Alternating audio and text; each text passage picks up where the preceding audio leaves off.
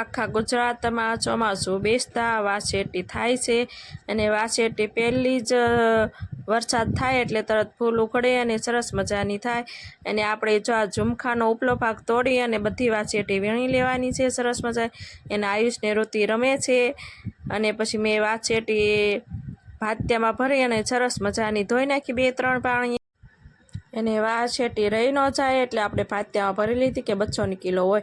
હવે ટમેટા, લસણ અને ડુંગળી સુધારી લીધી છે અને આપણે રાઈ, જીરું, હળદર, મીઠું વઘાણી અને આખું જીરું બધું મસાલા લઈ લીધા છે. આપણે તપેલીમાં તેલ લઈ લીધું છે, થોડુંક વધારે તેલ નાખવાનું છે.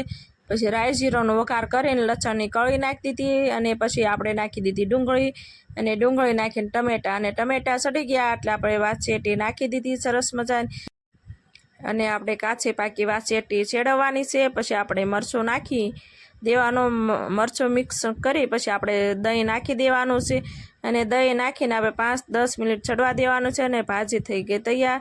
અને આપણે એક બાજુ મરચાં તળી લીધા અને એક બાજુ રોટલા બનાવી નાખ્યા અને પછી અમે બંને બેસી ગયા જમવા.